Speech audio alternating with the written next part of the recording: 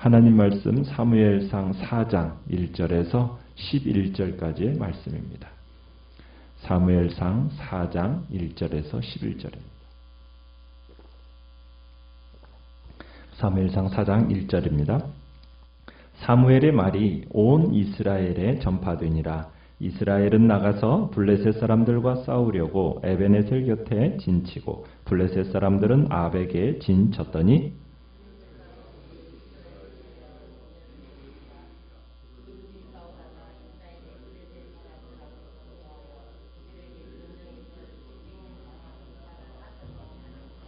백성이 진영으로 돌아오매 이스라엘 장로들이 이르되 여호와께서 어찌하여 우리에게 오늘 블레셋 사람들 앞에 패하게 하셨는고 여호와의 언약궤를 실로에서 우리에게로 가져다가 우리 중에 있게 하여 그것으로 우리를 우리 원수들의 손에서 구원하게 하자 하니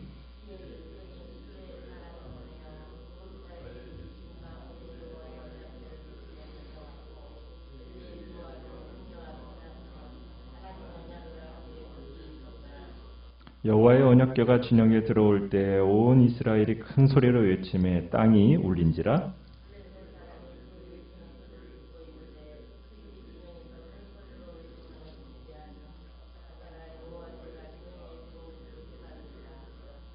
블레셋 사람이 두려워하여 이르되 신이 진영에 이르렀도다 하고 또 이르되 우리에게 화로다. 전날에는 이런 일이 없었도다.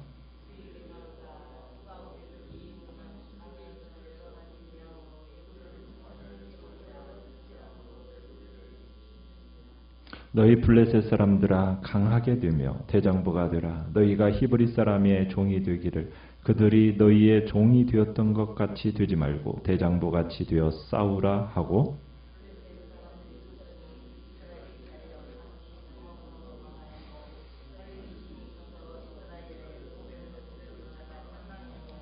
같이 읽습니다. 하나님의 궤는 빼앗겼고 엘리의 두 아들 홈니와 비나하스는 죽임을 당하였더라. 아멘. 오늘 말씀의 제목은 빼앗긴 언약궤라는 제목으로 말씀을 나눕니다.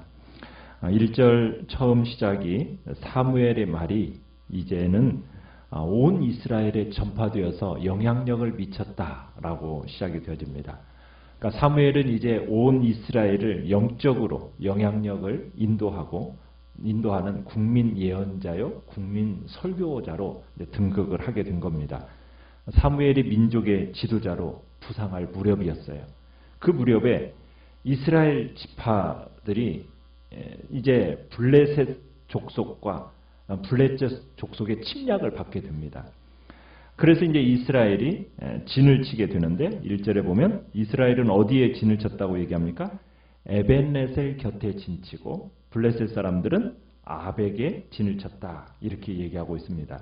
이 에벤네셀과 아벡이라는 곳은 둘 다 서부 평야지대에 있는 이스라엘 중심부 산간 지역의 중간에 있는 성읍들인데요. 블레셋 사람들이 먼저 선제 공격을 했어요. 2절에 보면 선제 공격하니까 이스라엘 사람들이 패해가지고 몇 명이 죽었습니까? 4,000명가량이 전사를 했어요. 자, 전쟁에서 패배하니까 이스라엘의 장로들이 자신들이 처한 상황에 대한 문제를 제기합니다. 3절에 보면 이런 제기를 하고 있어요. 어찌해서 여호와께서 우리에게 오늘 블레셋 사람들 앞에서 패하게 하셨는가? 그러니까 블레셋과의 싸움이 왜 패했는가라는 이런 이제 의문을 제기하면서 이제 결정을 하나 내리게 됩니다. 왜 우리가 이 전쟁에서 지게 되었는가? 그 패한 이유를 생각해보고 내린 결론이 무엇입니까? 우리에게 뭐가 없어서? 언약궤, 법궤가 없어서 그렇게 되었다. 그래서 즉시 법궤, 언약궤를 실로에서부터 에베네셀로 가지고 올라오자. 이렇게 이제 결정을 내리게 된 겁니다. 자, 그래서 백성들이 이제 실로에로 사람을 보내서 그룹 사이에 계신 만군의 여호와의 언약궤를 가져왔습니다. 자, 그런데 그 언약궤를 지키고 있었던 사람이 누구입니까? 함께 있었던 사람이 엘리의 두 아들 홈니와 비느하스가 함께 있었다. 이렇게 표현하고 있습니다. 우리가 여기서 언약궤, 이 법궤에 대해서 4절에 보면 이렇게 두 가지 사실을 이제 기록하고 있는 건데요. 하나는 법궤가 어떤 법궤, 어떤 언약궤라고 얘기하고 있습니까? 그룹 사이에 계신 만군의 여호와의 언약궤. 자, 그러니까 이 법궤가 상징하는 바가 무엇입니까? 하나님의 임재가 이 법궤의 상징이에요.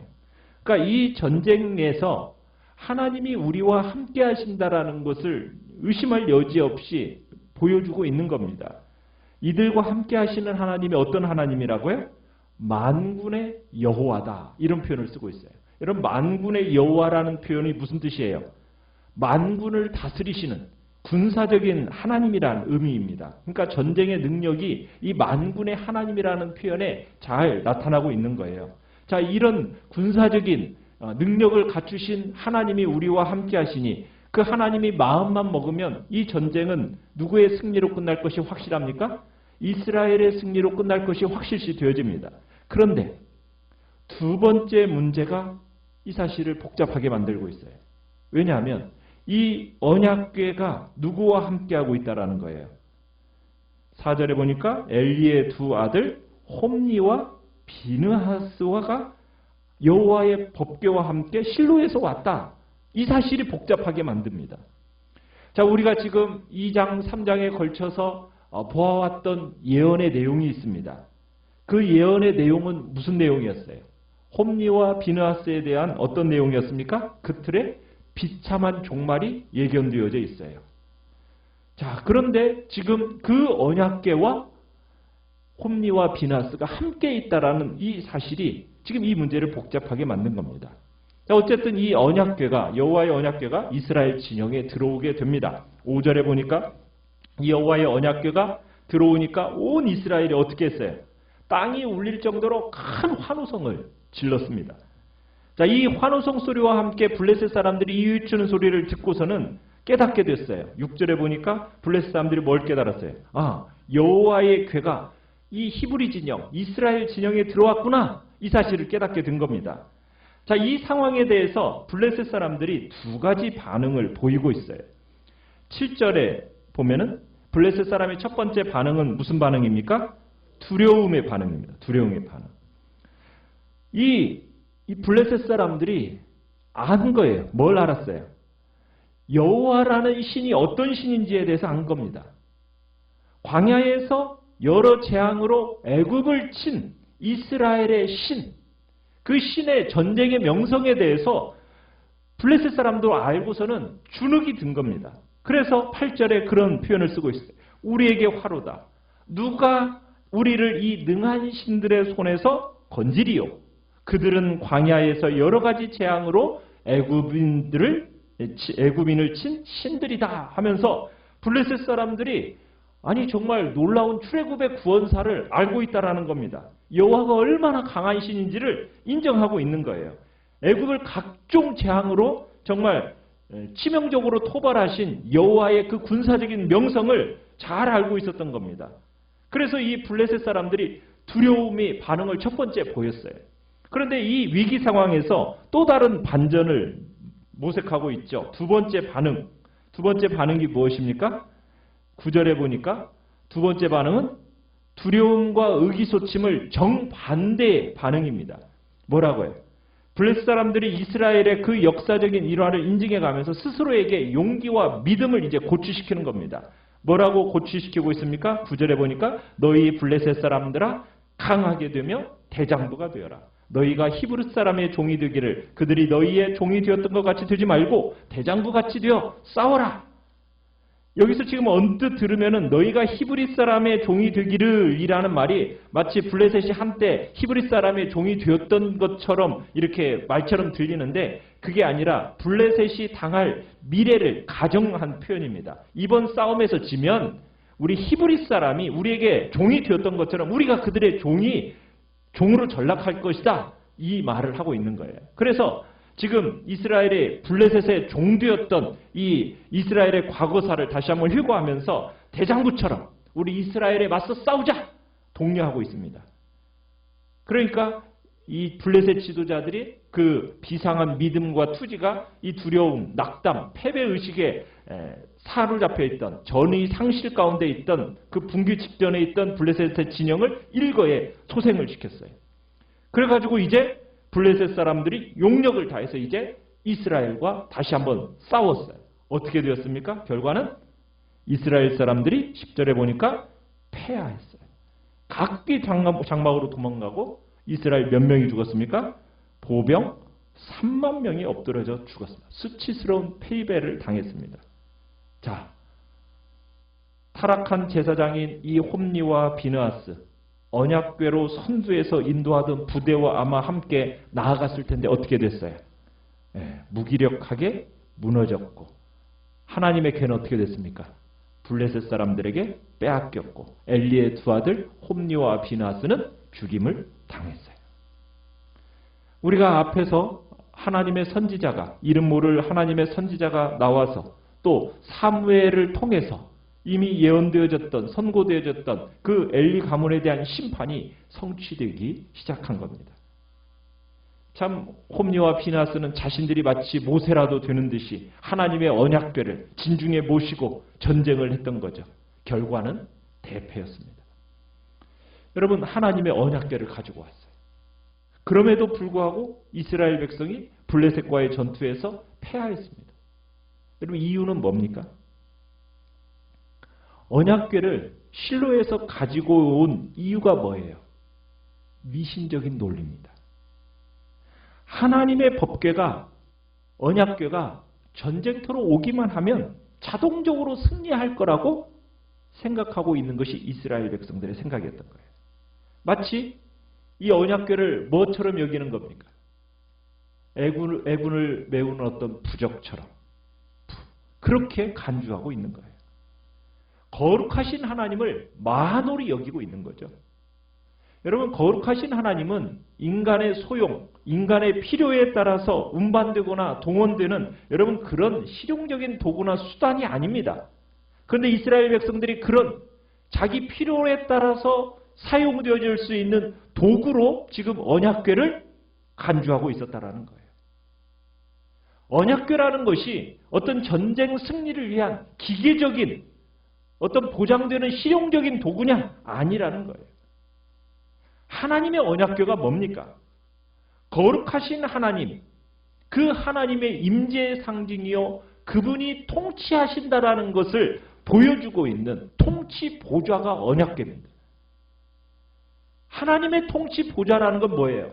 하나님의 말씀에 순종하는 신실한 백성들에게는 자신의 거룩함을 아낌없이 보여주시지만 하나님의 말씀에 불순종하는 자들에게는 어떻게 하십니까? 하나님의 거룩함을 감추이시고 도리어 하나님이 심판하시는 거거든요. 하나님의 언약궤 자체가 이방 족속들을 물리치는 그런 도구가 아니란 얘기입니다. 그런데 이스라엘 백성들은 마치 그런 공격용 무기처럼 생각했다는 거예요.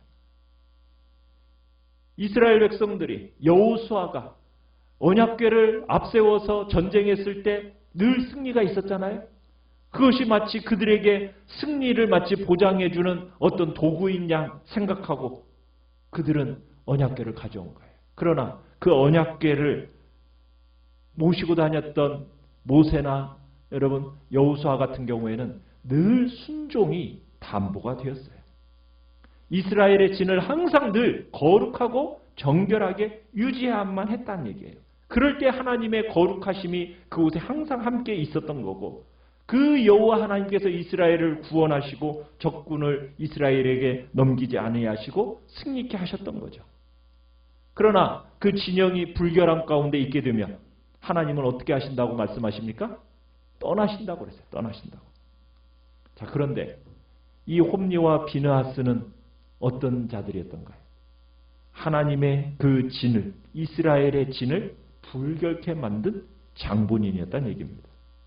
회막문에서 거룩하신 하나님의 존전에서 하나님께 바쳐진 제물을 가로챈 사람들, 회막문 수종드는 여인들과 간음한 그런 행악자들, 그런 자들이 하나님 언약궤를 모시고 있으니 여러분 문제는 언약궤가 문제가 아니라 그 언약궤를 모시고 있는 그 인간이 문제였던 거죠.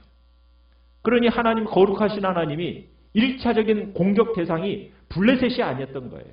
누굽니까? 오히려 홈리와 비느하스를 하나님이 공격하게 되고 그들을 따르는 이스라엘 진영이 하나님의 공격의 대상이 되었던 겁니다.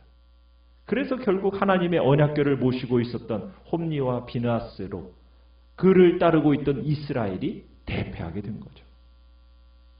우리의 삶에 있어서 우리의 믿음이나 행동에 있어서 미신적인 요소는 없는지 우리는 돌아봐야 된다는 얘기입니다.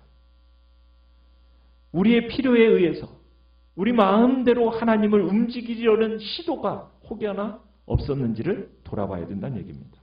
하나님은 절대로 인간에 의해서 이용당하는 분이 아니십니다. 하나님은 결코 그의 백성들을 포함해서 이 세상 누구에 의해서도 구속받지 않습니다. 제한받지 않습니다. 하나님은 결코 이 세상 누구에 의해서 정말 자동적으로 복을 주고 자동적으로 기계적으로 뭔가를 하는 그런 분이 아니란 얘기예요. 하나님은 인격적인 분이십니다. 그러기에 우리는 하나님을 이용하려고 들어서는 절대로 안 되는 거예요. 내 생각, 내 열심만으로 하나님의 은혜를 내가 끌어내릴 수 있다? 아닙니다. 하나님을 이용하려고 들 경우에는 오히려 하나님한테 큰 벌을 받아요. 우리는 하나님과 인격적인 관계를 맺어가면서 그분을 신실하게 찾아야 된다는 얘기입니다. 우리는 때때로 하나님을 내 편으로 만들어내려는 그런 시도를 해요. 그러나 중요한 것은 우리가 하나님의 편에 돼야 되는 거지 내가 하나님을 내 편으로 만들어내겠다 그렇게 돼서는 안 되는 겁니다. 이스라엘 백성들이 왜 패했겠습니까? 첫 싸움에서 패하였으면 이스라엘 백성들은 하나님 앞에서 깨어진 마음을 가지고 전투에 패배한 이유가 뭘까? 탄식하면서 하나님 앞에 통곡하고 회개해야 했어요. 여호와 앞에 나아가서 그분의 음성을 들어야 할 때였어요. 그런데 엉뚱하고 불경스러운 방식으로 그런 식으로 문제를 해결하려고 했던 거예요. 마치 하나님의 은혜를 내가 끌어내릴 수 있는 것처럼 그렇게 나아간 것이 문제가 된 거예요. 하나님 앞에 오로지 회개하고 겸손한 마음으로 가는 것이 하나님의 은혜가 임하는 비결인 거대. 그걸 몰랐던 거죠. 자기의 어떤 종교적인 열심으로 여러분 하나님을 은혜를 끌어내리는 게 아닙니다. 우리를 보시는 하나님은 뭘 보시겠어요? 우리의 겸손한 마음을 보십니다. 회개하는 마음을 보시는, 복종하는 그 심령을 보시는 겁니다. 하나님께 죄는 회개하지 않고 그냥 언약궤를 가져온 것은 그것은 우상에 다를 바가 없었던 겁니다. 중요한 것은 눈에 보이는 법궤가 아니라 하나님께 회개한 깨끗한 양심이 필요했던 거죠. 중요한 것은 하나님의 말씀에 대한 순종과 믿음인 겁니다. 순종이 없는 믿음, 그건 허황된 미신밖에 되지 않는다는 거예요. 어떤 경우에도 우리가 기도를 미신적으로 할 수도 있습니다. 봉사도 미신적으로 할 수가 있어요. 미신적으로 하는 경우에는 정작 하나님의 도움이 필요할 때 도우심을 못 받게 됩니다. 우리에게 필요한 건 뭐예요? 겸손히 하나님 앞에 우리의 심령을 회개함으로 나아가는 통회하는 마음입니다. 불순종하는 죄에 대해서 자백하는 겸손한 마음, 그 겸손이 승리를 가져오는 것이고 그것만이 하나님의 능력을 가져오게 되는 것이죠. 오늘도 내 필요에 따라 하나님을 움직이려고 할 것이 아니라 나는 오직 하나님의 말씀에서 움직이는 종이라는 것을 우리가 다시 한번 기억하면서 말씀하옵소서 순종하겠습니다라는 그런 겸손의 마음으로 오늘 하루를 살아가시길 바랍니다. 오늘 말씀을 생각하면서 기도하시고요. 연약한 우리의 지체들을 위해서 기도해 주시고요. 이제 1년의 반이 지나가고 있습니다. 베푸신 은혜를 기억하면서 주의 은혜가 우리 가운데 나타났음에 감사하는 복된 시간이 되시고 그리고 이제 여름 사역 7월 초부터 시작되는 여름 사역 위에 하나님의 놀라운 은혜를 위해서 기도해 주시고 오늘 수요 예배 가운데도 풍성함의 역사를 놓고 기도해 주시기 바랍니다. 기도해 주시기 바랍니다.